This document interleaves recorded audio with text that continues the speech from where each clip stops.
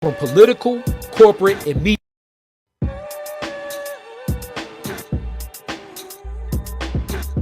Detroit communities have faced marginalization, oppression, and prejudice from political, corporate, and media institutions. At times, Detroit community voice is silenced and ignored by those in power. Public comment provides us a platform to speak out and make our voices heard. By sharing our perspectives and experiences, we can challenge the status quo and bring attention to issues that affect our community.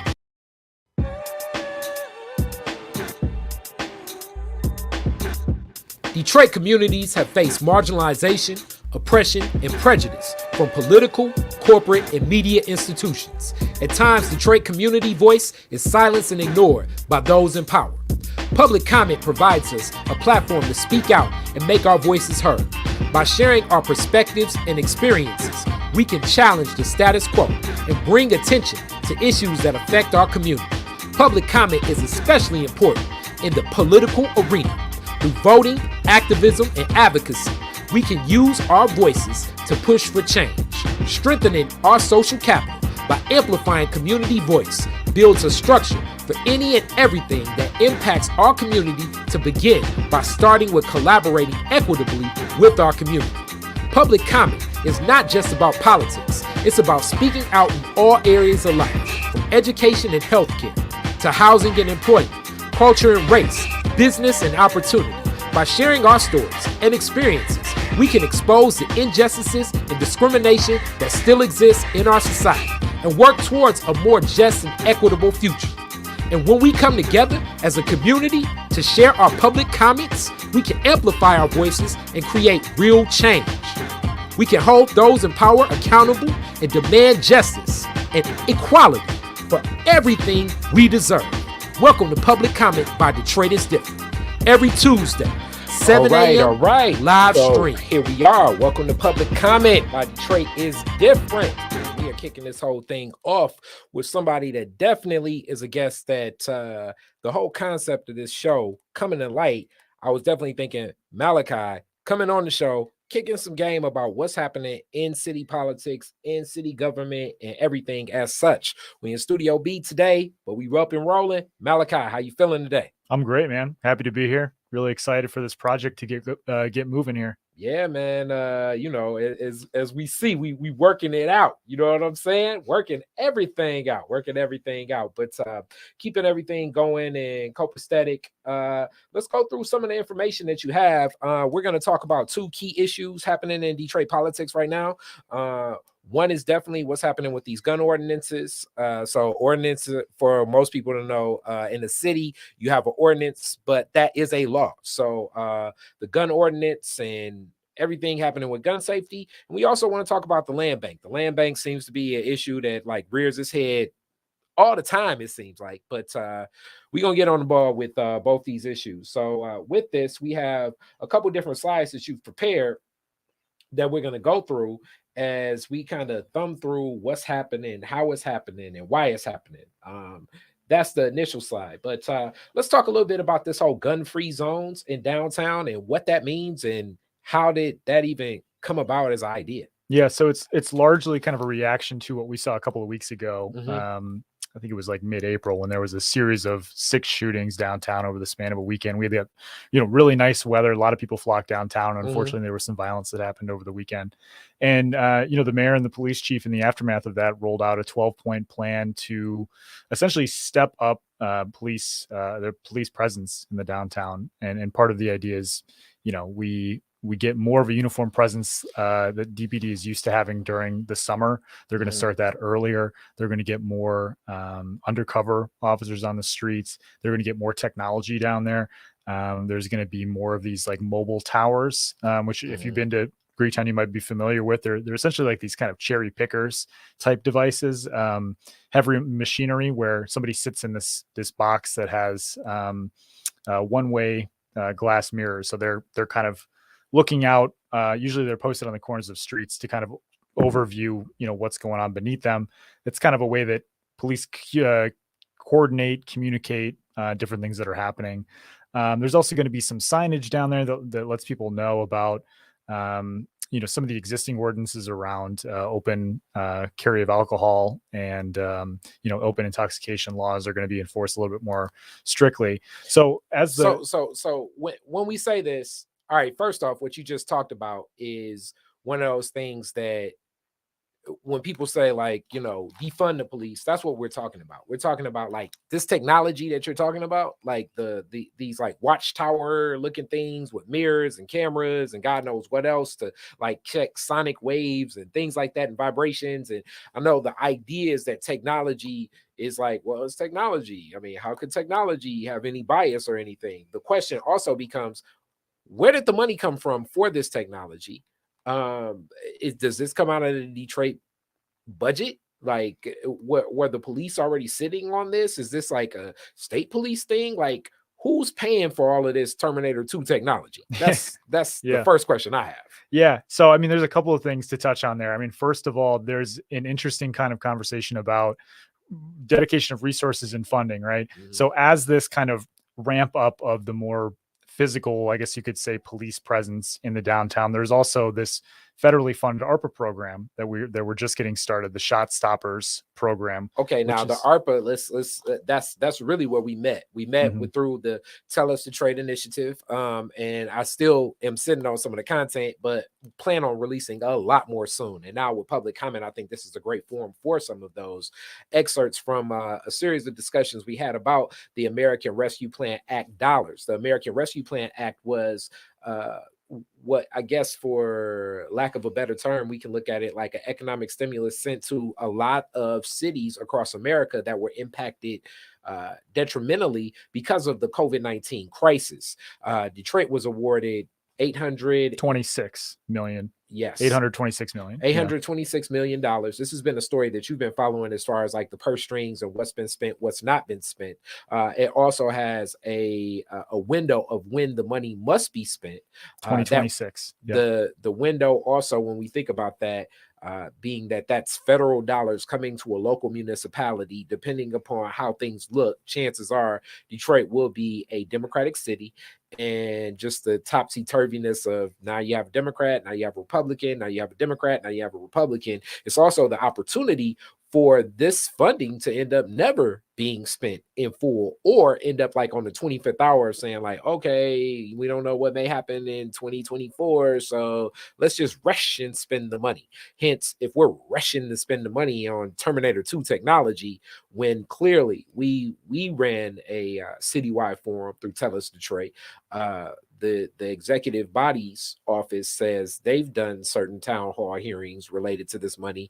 And from what was silenced, seems like just last year, 12 months ago, about how to spend the money and where the money can go, now it seems like a lot of options are very present when it comes from the executive body about how to spend this money.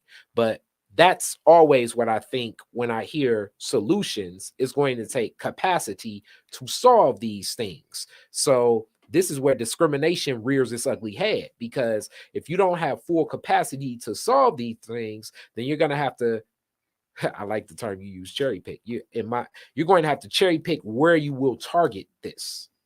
And usually when it comes to crime, that means we're going to target where Black people gather. So that I wanted to give that preface. Yeah. As we move in this. Yeah. The state of the ARPA funding, I think, is still in flux. I mean, the mayor in the previous version of the city council, voted to essentially create categories where the funding would go into, and that's changed a little bit since then. I think in light of the public coming to city council meetings and telling the mayor that they would like more funding directed to housing programs, home repair programs, things to help renters with the Right to Counsel program. And we actually saw there was a shifting of ARPA funding in the latest budget that was approved about a month ago.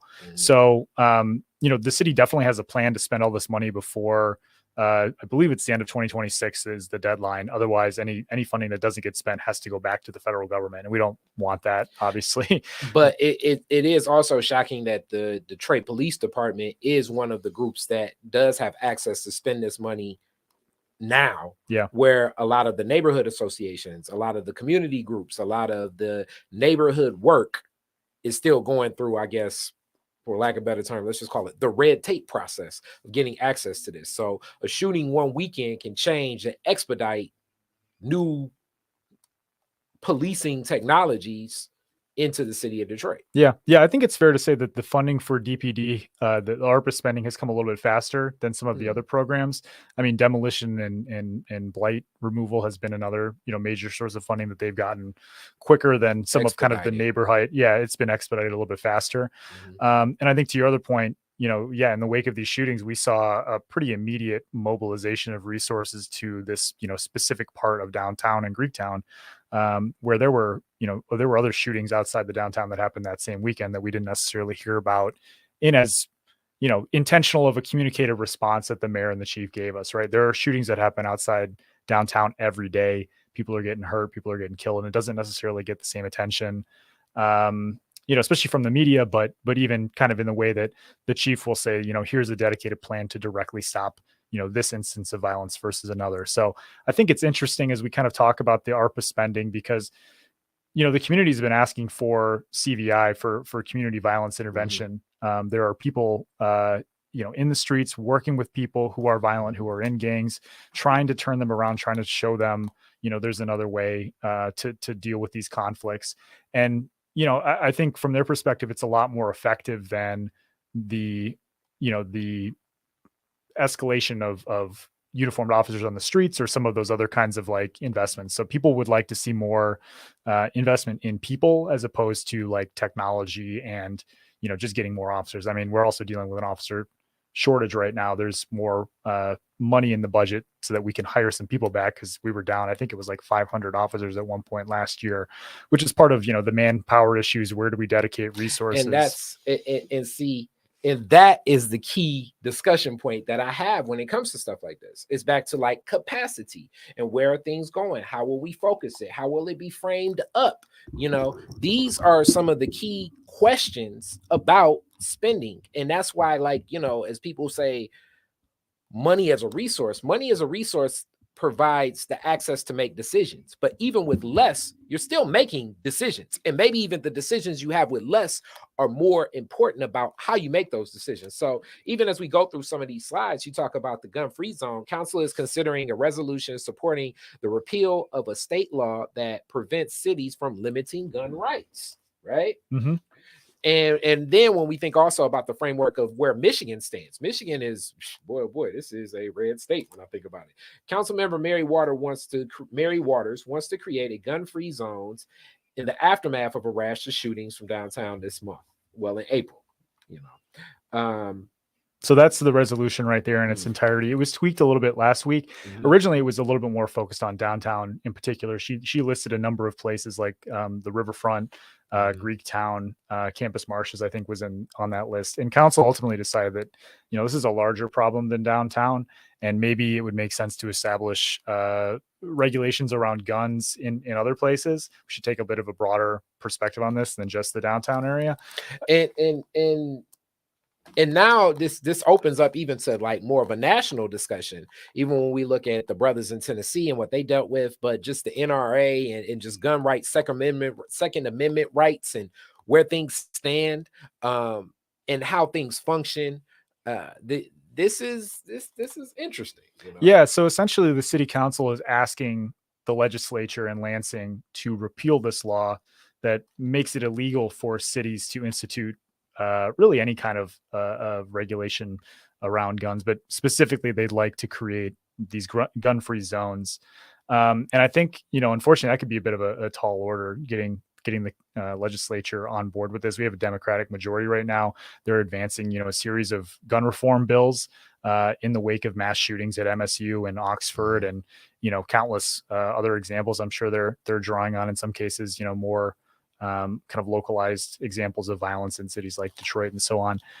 But, as of right now, repealing this law doesn't seem to be in that group. There is a bill that would allow for government and state-owned buildings to be gun-free areas, but obviously that doesn't really do much to protect, the kind of outside public spaces that we're talking about when it comes to Greektown. So I think, it's going to be interesting to see what kind of interest this sparks in Lansing if we're able to convince any of our lawmakers who represent Detroit, of which there are more in number now, but fewer in terms of, geographic connection to the city after redistricting. Yeah. I think this could be an example where we start to kind of see the tensions between what we're advocating for at a local level, and we, in terms of, the city council, based on the response of residents, I would say ideally, versus what they want and what, is a political reality in Lansing, or I guess in another way of saying it, what do lawmakers want to spend their political capital on? Is this seen as maybe a more controversial version of gun reform as opposed to background checks, red flag laws, which have already, come down the pike and are being signed by the governor? Because this really kind of gets to the heart of open carry, and the concept of gun-free zones, I think, is controversial when every time there's a mass shooting at a school, we see this kind of reaction from Second Amendment advocates saying that, well, the solution here isn't really to take guns out of the situation. Yes, it's to put more guns in. Exactly. Which that's a whole nother, yeah, that concept and that stance, even when we think about gun rights, it's definitely a Black first perspective that I'm always looking at things and where they stand. We're going to see how this discussion goes. I think what's tricky, just to kind of, put another point on this, is that we don't have a lot of research that says what is the impact of gun-free zones in reducing violence. And that's because, right now it's the CDC is not able to study gun-related issues. And there have been efforts at the federal level to change that. But I think that's kind of another major thing here, is like, so much of our conversation around guns is informed by emotion and rhetoric as opposed to hard data. And I think part of that is because we're not able to like really research. Well, a lot of data, especially when it involves Black people, sometimes it can go sideways. But I also see you have in here police ammunition, $1.2 million, and also simulated firearm training at DPD Training Center. Yeah, $35,000 for that. So these are certain things that the long arm of the law, as they say, is definitely tapping into things. So we have other things. The land bank program, leaving Detroiters with tax debt. I read this story that you covered, as we're very familiar of the land bank options for Detroiters. This is something that is a national story, and in certain ways international, because communities like mine have international investors that own dozens of homes throughout my community. There are Israeli investors in my neighborhood, and when I say my neighborhood, meaning like the 3-mile radius of where I live. Israeli investors, Russian investors, Chinese investors, investors from California, Texas, a lot of people that aren't from my neighborhood, not even from Michiganders, you know what I'm saying? Like, are in this footprint. So the land bank program, though shifting and looking to get people in homes, can sometimes be a lot more difficult than it can be. And I text you as soon as I read this story. Share a little bit more about this. Yeah, so this was our look at the Land Bank's Own It Now program, which essentially it's kind of a trade-off. You get these very cheap, discounted vacant homes. For $1,000 is what the bids start at. They're done in a blind sale. So usually, you're able to buy, a pretty discounted house, but the catch is they're in really bad shape. They're uninhabitable, pretty much in most cases, and need several $1,000s worth of repairs to them. And what we found, that as this program became more popular, particularly during the COVID pandemic in 2020 and 2021, we saw a pretty major increase in the amount of sales through the Own It Now program. More people are going into tax debt, and there's a combined $7 million that people who have purchased homes through the Own It Now program owe. And I think, it kind of raises a lot of different issues around home renovation. I think people realize that it's very difficult to rehab a house in the city for a variety of different reasons. But this was really a program that was supposed to be aimed at people who lack the ability to get a mortgage or traditional financing, lower the barrier to homeownership. All you need is $1,000 and showing up for the bid, and you can get this house. Now, of course, the house is going to cost a lot more than $1,000 to become your home to actually live in. And So we talked to people who have had a lot of challenges with that. Either they weren't able to finish their rehab, or they did, and it's, put them in a lot of debt, and they're, not interested in going through the Own It Now program again. I think it kind of shows the shortfalls of, any kind of opportunity-based program when it comes to homeownership in Detroit needs to take into account that the people, that are going to be served by that program need additional help. They need some grants. They need some additional funding really to get this done, because without it, people were kind of put in this position, this catch-22 of either paying the taxes and falling behind on the rehab. And when you fall behind on the rehab, the land bank has a chance to actually take that property back if you're not up with their compliance, if you're not keeping up with the repairs that need to be done. So you either pay your taxes and fall behind on the rehab, or you pay for the rehab and you end up, falling into tax delinquency and possibly, putting yourself at risk of foreclosure because, you're sinking all of your money into the repairs first and saying, I'll get to those taxes when I get a chance. Now's not really the time for that. I got to make sure I got, working water and electricity at this house. And, for this program in particular, we actually found that most of the people who are using the Own It Now are Detroiters, or at least have Detroit addresses. It's a little bit kind of tricky proving, where exactly somebody's at. And see, this is the challenge of that, because for so long, like a lot of the foreign investors in my community are people that bought these homes, even when the land banks, I guess, more fleecing, as far as I'm concerned, happened even before Eric Sabri, our current treasurer, was there. This was with our former treasurer. I forget his name, Wojnarowski, I believe. I'm Lord knows I'm butchering the man's name. But that was when the land bank auction was, the way people look at stock trading, or people look at buying cryptocurrency or something. Like, people would wait for the auction date and just say, all right, we're gonna look to buy. And even like I know Vice had a story, because I had family members sending me this, like, yo, this is going on in Detroit, where people would own a home, then it would be sold under them, and then they would get, like, 4 months later, they just get a letter in the mail saying, okay, you owe us rent. You know what I'm saying? Mm-hmm. Like, a lot of that was going on pre-Eric Sabri. So then these new programs to address some of those challenges took place after a lot of that housing stock was already sold. So now what's left are definitely homes that may be in, I don't want to say worse condition, but like in different circumstances. And the circumstances of that home owner that wants to occupy, it's so strenuous. I was reading a story today, and I think it was shared between both, about like stopping foreclosures of an owner occupied home.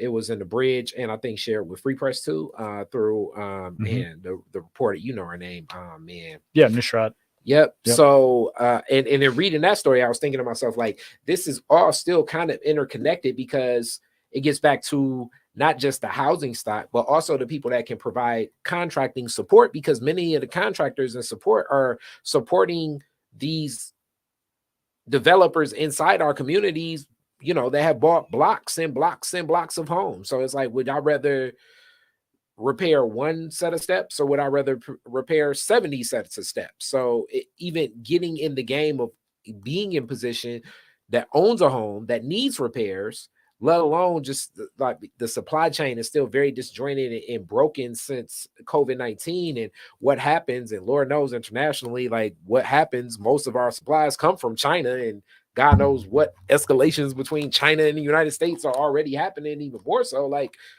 it puts that timetable of 18 months or 2 years to turn these homes around as being extremely far-fetched. Yeah, it's really expensive. It's continued to get expensive since the pandemic. I mean, we really saw those like massive, 200% increases in the cost of lumber and things like that. I bought during that time, I bought a regular sheet of plywood for $80. And I mean, usually I'd be buying plywood for, $24. Yeah. You know what I'm saying? Not to much the point to it, where it's it's like, plywood. I'm buying particle board now. Yeah. Yeah, so I mean that's a major problem. I mean, just the costs have gone way up. We've got a shortage of contractors in the city. So I mean, I think to your point, they're going where the money is. They're probably going to jobs where they can get better paid instead of some of these smaller rehab projects that you just a regular person trying to get it done. And we've seen people get scammed by a lot of contractors as well. I think finding somebody who can actually do the work that's trustworthy has been challenging for people. A person I spoke with for this story suspects that her contractor might have actually been the person who stole the windows out of her house. She doesn't know this for sure, but seems like that's probably the case. Regardless, that same contractor scammed her out of a lot of money by selling her non-functioning water heater and another major appliance that put her back about $1,000. And I've heard all kinds of stories like this where people will run off with your money. They'll say that they're selling you like a top quality door, but really it's a piece of junk, and you don't find out until it's already installed and they're gone. So yeah, I mean, I think there's a lot of challenges there just in terms of like getting the work done, especially people who are doing it check to check. And when you go, you take out big loans for this, you're taking a big risk. And I think people feel like they've been kind of set up to fail with this program because there's not really any grants that I found that are available to help people. There's not any kind of program support because you actually have to be living in the house to apply for, the city's zero interest home repair program. And these houses aren't livable. People aren't able to just, on day one, it's not like a fixer upper where you come in and you're like, okay, I'm gonna have to redo the bathroom, but if we're gonna be okay for the foreseeable future, we'll just kind of slowly work through this. I mean, these are houses where the electrical's stripped out. These are houses where there's not a water connection in a lot of cases. There's not water heaters, there's not all of these appliances, there's not sinks, so all that stuff needs to happen. And you mentioned the occupied sales as well. I just want to touch on Mary Waters, Councilmember Mary Waters, had asked the land bank to answer some questions about this. She had found basically what you're saying, that people didn't realize that they were living in a land bank home until the house got sold, and now the new landlord is saying, hey, you owe me rent money or you need to get out of here. And apparently it's been a major problem on the east side in particular. And so she asked the Office of Inspector General at the city to do an audit of that program, the occupied buyback program, which is supposed to offer somebody, if I'm living in a land bank home, I'm supposed to get an opportunity to purchase that before it goes to auction. And so there's been some concerns that maybe not, that hasn't been happening, or, there needs to be kind of better communication of what's going on with that program in particular. I mean, these are like some of the layers, and that's why I'm glad that you're on this show, and you'll definitely be back. I mean, to unpack some of the more specific things that aren't like the long form. If you all see, the whole format is a lot different than the usual Detroit is different one-on-one style, which I still love, but now we can get into some of the nuances of the challenges, because these nuances and challenges are present really the curveballs in this type of work, in how these things happen. So with that, you got one more piece, and we talking about the DDOT riders. Right now, there are definitely some open surveys of figuring out, what will help DDOT. DDOT, when I think DDOT, I think busing. There are so much information. Another good story in Bridge that I was reading not too long ago, actually from a brother that works with the People's Platform and other places. And the first thing that I was thinking is just the shelters and where the bus stop signs. You kind of got to eyeball where the bus stop is. But what have you been getting feedback from this story? Yeah, so DDOT is working on its reimagined plan, which is kind of the first like big master planning effort that they've done in quite a while, maybe a decade or longer. And essentially what they're trying to do is, after the pandemic, ridership changed a lot. The peak times have changed when people are riding the buses, the routes have changed, people's habits have changed. And also just, there are fewer drivers. There's this massive, issue with drivers being underpaid and not DDOT not being able to attract the kind of operator capacity that it needs to run full service. Not to mention, I mean, it became a national story. The brother that was the driver that died of COVID, and really the lack of response from what I consider many governments on that point. as far as like helping him and responding to what that is as well. Yeah, I mean, these are really tough jobs. These can be dangerous jobs in some cases, and people just are underpaid. Everybody pretty much acknowledges that, from the DDOT director, down. So this reimagined plan is now kind of moving into its second phase. Last summer, there was a lot of public engagement. There were these events that were held where people could come in and give specific advice on the routes, the service, what they'd like to see, how to improve reliability. Now that we're in the second phase, a draft plan has been put together that kind of encompasses all that feedback and kind of lays out some potential changes. But DDOT is not done getting that feedback from the public. They want people to weigh in on what they've put together. Over the course of the next several months, they're going to be holding pop-up meetings at different bus stops around town. There's actually a bus that's been kind of outfitted with some special wrap around, paint, I guess. Basically, you could say it looks different. So you can actually like go in there and look at the plan. But, some of the key details here, rapid transit routes for some of the major hub streets that run through the city. So Woodward, Jefferson, Gratiot, Grand River, some of those are kind of targeted for bus rapid transit, which takes a couple of different forms, but essentially the idea is to get closer to a bus only lane on those streets so that they can move faster. The idea, I think, for the Woodward bus right now, it shows up every 15 minutes. They want to cut that in half to every 7.5 minutes. There's going to be extended hours. Some of the routes are going to 24/7 service for the first time. Some of them are getting weekend pickups for the first time.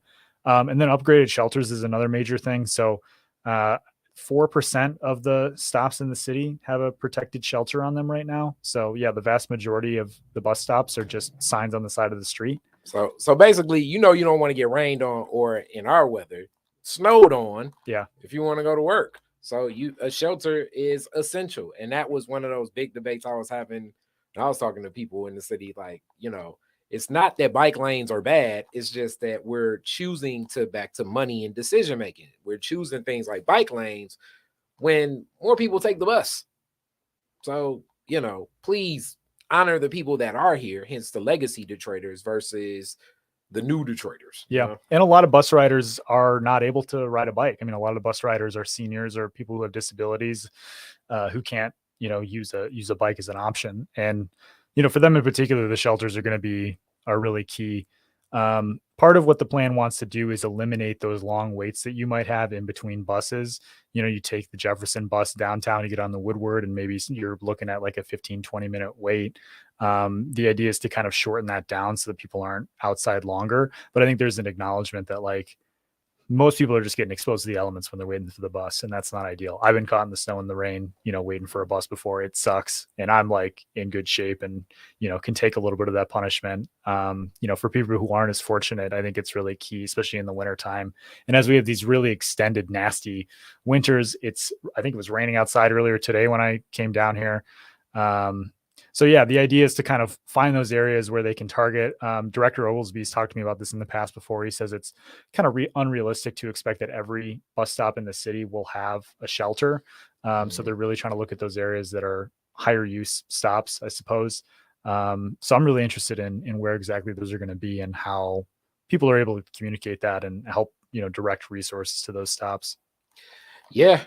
So with that, we know the issue. Share with them where the people can meet you, and we'll get this thing rolling. This was Public Comment by Detroit is Different, episode 2.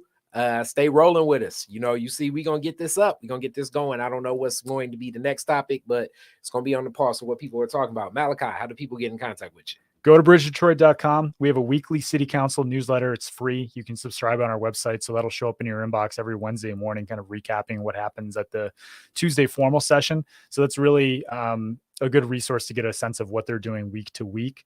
My contact information, I think, is scrolling down on the screen. But my email is mbarrett@bridgedetroit.com, or you can call me 313-690-5343. All right. Peace be.